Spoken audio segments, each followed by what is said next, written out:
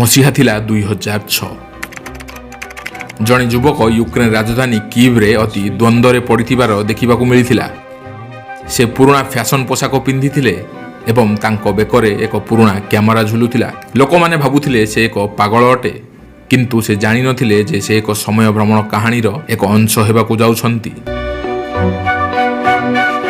ନମସ୍କାର ୟୁଟ୍ୟୁବ, ଆପଣଙ୍କୁ ସ୍ୱାଗତ କରୁଛି ଦେଶ ଦୁନିଆ ଫ୍ୟାକ୍ଟରେ। ସେହି ବ୍ୟକ୍ତି ଜଣକ ତାଙ୍କ ନାମ ସର୍ଗି ପୋନୋମାରିଙ୍କ କହୁଥିଲେ। ଯେତେବେଳେ ପୁଲିସ ତାଙ୍କୁ ପରିଚୟ ମାଗିଥିଲା, ପୁଲିସ ତାଙ୍କ ପରିଚୟ ପତ୍ର ଦେଖି ଆଶ୍ଚର୍ଯ୍ୟ ହୋଇଯାଇଥିଲା, କାରଣ ସେ ଏକ ଏମିତି ଦେଶରୁ ଆସୁଥିଲେ ଯାହାର ଏବେ ଅସ୍ତିତ୍ୱ ହିଁ ନଥିଲା। ହଁ ଫ୍ରେଣ୍ଡସ୍, ଏହି ଆଇଡିଟି ସୋଭିଏତ ୟୁନିୟନ ଯୁଗର ଥିଲା। ବର୍ତ୍ତମାନ ଆପଣ ମଧ୍ୟ ଜାଣନ୍ତି ଯେ ୟୁକ୍ରେନ ସୋଭିଏତ ୟୁନିୟନର ଏକ ଅଂଶ ଥିଲା ଏବଂ ଯେଉଁଦିନ ଏହି ଘଟଣା ଘଟିଥିଲା ସୋଭିଏତ ୟୁନିୟନ ପାଇଁ 100 ବର୍ଷ ବିତି ଯାଇଥିଲା। ଏହା ନୁହେଁ ଯେ ୟୁକ୍ରେନ ପୁଲିସ ପୂର୍ବରୁ ସୋଭିଏତ ୟୁନିୟନର ଆଇଡିକୁ ଦେଖିନଥିଲା, କିନ୍ତୁ ଏହି ବ୍ୟକ୍ତି 25 ବର୍ଷ ବୟସ ପରି ଦେଖାଯାଉଥିଲା ଏବଂ ତାଙ୍କର ଜନ୍ମ ତାରିଖ ସେହି ଆଇଡିରେ 1932 ମସିହା ଭାବରେ ଦର୍ଶାଯାଇଥିଲା। କେବଳ ଜନ୍ମ ତାରିଖ ନୁହେଁ, ଆଇଡିରେ ଦେଖାଯାଇଥିବା ଚିତ୍ର ମଧ୍ୟ ତାଙ୍କର ହିଁ ଥିଲା।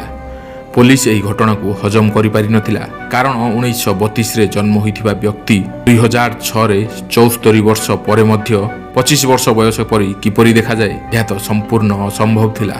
ଯେତେବେଳେ ସେ ସର୍ଗିଙ୍କୁ ପଚାରିଲେ ଆଜି କେଉଁ ତାରିଖ ଅଟେ, ସର୍ଗିଙ୍କ ଉତ୍ତର ଥିଲା ଆଜି 23 ଏପ୍ରିଲ 1958 ଅଟେ।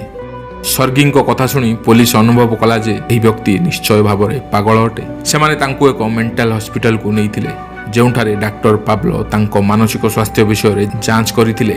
ସର୍ଗି ମଧ୍ୟ ବୁଝିପାରୁନଥିଲେ ତାଙ୍କ ସହ କ'ଣ ଘଟୁଛି। ଡକ୍ଟର ପଚାରିଥିଲେ ଯେ ସେ 1958ରୁ 2006 ପର୍ଯ୍ୟନ୍ତ କିପରି ଆସିଛନ୍ତି, ତାହା ମନେ ଅଛି କି?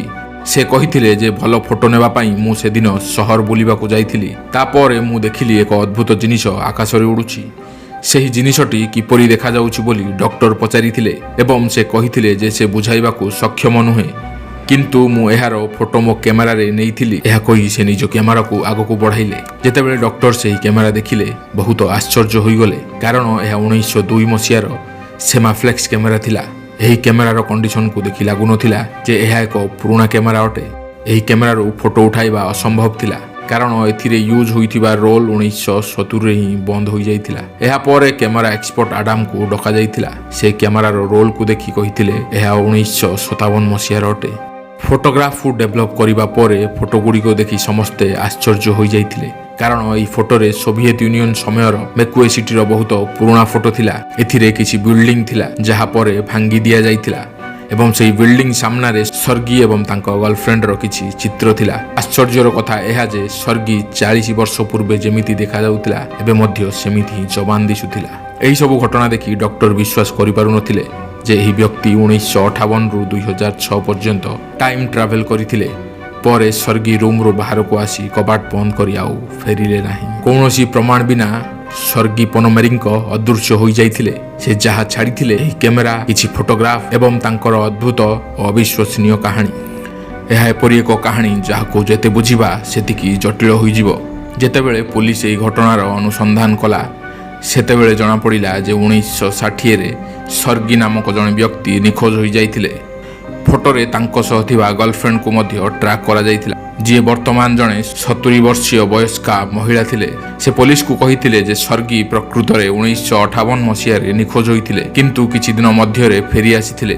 ସେ କେବଳ ସେହି ସମୟ ପାଇଁ ଅଦୃଶ୍ୟ ହୋଇଥିଲେ ଯେଉଁ ସମୟ ପର୍ଯ୍ୟନ୍ତ 2006ରେ ଦେଖା ଦେଇଥିଲେ, କିନ୍ତୁ ସେହି ମହିଳାଙ୍କ ଅନୁଯାୟୀ 1960ରେ ପୁନର୍ବାର ନିଖୋଜ ହୋଇଯାଇଥିଲେ ଏବଂ ଏହାପରେ ଆଜି ପର୍ଯ୍ୟନ୍ତ ଫେରି ନାହାନ୍ତି। କିନ୍ତୁ କାହାଣୀରେ ଆଉ ଏକ ମୋଡ଼ ଆସିଥିଲା, କାରଣ ଏହି ଘଟଣାର କିଛି ବର୍ଷ ପରେ ସେହି ମହିଳାଙ୍କୁ ସର୍ଗିଙ୍କର ଏକ ଫଟୋ ପୋଷ୍ଟ ମାଧ୍ୟମରେ ଆସିଥିଲା ଏବଂ ସେହି ଫଟୋରେ 2050 ଲେଖାଯାଇଥିଲା।